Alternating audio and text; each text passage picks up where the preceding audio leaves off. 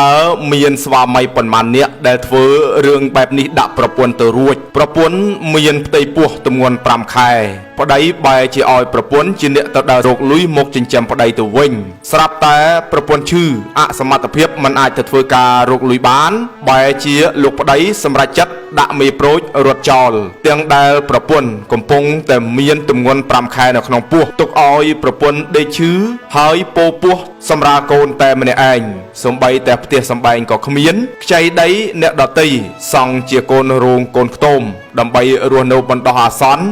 និងបានសម្រាលកូនចិញ្ចឹមតែម្នាក់ឯងស្ដាប់ហើយពិតជាអាណិតសង្វេគខ្លោចចិត្តខ្លាំងណាស់ពុកម៉ែបងប្អូនអើយរឿងរ៉ាវរបស់បងស្រីម៉ូនខ្ញុំរត់ចោលខ្ញុំយូរហើយតាំងពីអូននៅក្នុងពោះអញ្ចឹងហីចោលអូនអាយុប៉ុន្មានហើយអូន3ខួបហើយដល់ពេលហើយគេថាយើងនឹងរកអីមិនបានអញ្ចឹងទៅគេរត់ចោលហ្មងអត់មានមកអើតកូននេះទេប្រហែលឆ្នាំហ្នឹងអត់មានមកអើតទេដំណឹងមួយនេះក៏បានដឹងឮមកដល់ក្រុមហ៊ុនទឹកពិសាបរិសុទ្ធ BN បងប្រុសគឹមសំណាងដែលជាអ្នកតំណាងឲ្យក្រុមហ៊ុនទឹកសុទ្ធក៏មិនបងអង្គយូរក៏បានរៀបចំក្រុមការងារចុះទៅជួបបងស្រីភ្លាមក៏បានធ្វើការជួយឧបត្ថម្ភនៅថវិកាចំនួន1លានរៀលព្រមទាំងគ្រឿងឧបភោគបរិភោគអង្ករទឹកត្រីទឹកស៊ីអ៊ីវត្រីខដើម្បីរួមចំណែកដោះស្រាយការលំបាករបស់បងស្រីមួយគ្រាបាទប្តីនឹងក៏ដាច់ចិត្តមែនបានឃើញវីដេអូនេះហើយគួរពិចារណាណាលោកប្តីនឹងក៏ដោយប្តីណាក៏ដោយបាទដែលធ្វើបាបប្រពន្ធចោលប្រពន្ធគាត់ថាពេលដែលគាត់នៅល្អជានៅស្អាតយកគាត់ដល់ពេលគាត់ពោះធំធ្លាក់ខ្លួនឈឺបែរជារត់ចោលគាត់បាត់អញ្ចឹងបើថាធ្វើជាមនុស្សប្រុសធ្វើដល់ថ្នាក់ហ្នឹងឥឡូវទឹកភ្នែកប្រពន្ធកូននេះហ្នឹងហើយថ្ងៃនេះបានក្រុមហ៊ុនទឹកបរិសុទ្ធ BN ណាគាត់មកយកជំនួយមកជួយបងណាគាត់បានហូបបានអីគីឡូបានថវិកាខ្លះយកទៅប្រក់ស្លឹកនោះហ្នឹងហើយស្លឹកអី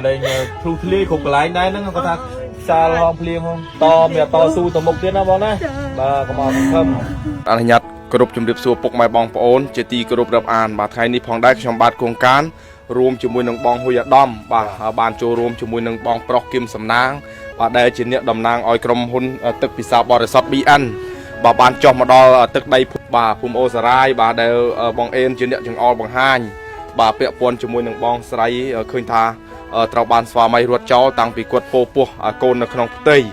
បាទហើយឃើញថាដីនេះគឺសុំគេនៅបណ្ដោះអាសន្នទេណាមែនទេបងបាទខ្ទមនឹងសុំគេសង់នៅបណ្ដោះអាសន្នទេដើម្បីចិញ្ចឹមកូនហើយក៏ដំណឹងនេះតាមរយៈបងអេនក៏បានផ្ដល់ដំណឹងទៅកាន់បងប្រុសបាទតំណាងឲ្យក្រុមហ៊ុនទឹកសុទ្ធ BN បានទទួលដំណឹងក៏បានចុះមកដើម្បីនាំជាមួយនឹងគ្រឿងឧបភោគបរិភោគដែលមានទឹកសុទ្ធ BN បាទមានមីបាទមានទឹកត្រីទឹកស៊ីអ៊ីវទឹកដោះគោបាទហើយនៅអង្គររួមទាំងថវិកា1លានរៀលបាទពីទឹកពិសាបរិសុទ្ធ BN ដើម្បីមកជួយសម្រាលទុកបងស្រីផងដែរអញ្ចឹងនេះថវិកា1លានរៀលបាទពីទឹកសុទ្ធ BN ធ្វើការប្រគល់ជូនទៅកាន់បងស្រីបាទជាដំបូងខ្ញុំសូមជំរាបសួរពុកម៉ែបងប្អូនទាំងអស់ដែលបានទស្សនាតាមរយៈវីដេអូបាទក្នុងនាមខ្ញុំតំណាងឲ្យក្រុមហ៊ុនទឹកបរិសុទ្ធ BN ថ្ងៃនេះបានយកអំណោយមកជូនបងស្រីបាទឃើញថាគាត់មានទុក្ខលំបាកពិតមែនហ្នឹងហើយបើសិនជាបងប្អូនណាអាណិតគាត់ហើយចង់ចូលរួមមកជួយគាត់បាទអាចមកជួយគាត់បានបាទតាក់ទងតាមលេខបងអេមណាបាទតាក់ទងតាមលេខបងអេមបាទបាទអរគុណច្រើនដោយបងប្រុសគឹមសំណាងបានបញ្ជាក់មុននេះថាបើសិនជាបងប្អូនណាដែលមានសេចក្តីអាណិតអាសូរមកកាន់បងស្រីម៉ូនបាទបងប្អូនមានការអាណិតអាសូរដល់គាត់ជាពិសេសអាណិតដល់ក្មេងប្រុសបងប្អូនអាចបន្តមកជួយគាត់បន្ថែមបានទីតាំងនេះគឺស្ថិតនៅក្នុងភូមិអូសារាយបងបាទឃុំអីគេឃុំអូសារា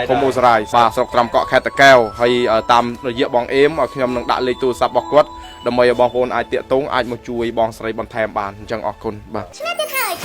ពីទឹកបរិសុទ្ធ BN ជាមួយរង្វាន់កាន់តែច្រើនកាន់តែធំជាងមុនដូចជាម៉ូតូ Honda Dream 150រង្វាន់ទឹកប្រាក់1លានរៀល500រង្វាន់និងរង្វាន់មាស 1G 2G 5G 10G ជាច្រើនរង្វាន់ផងដែរ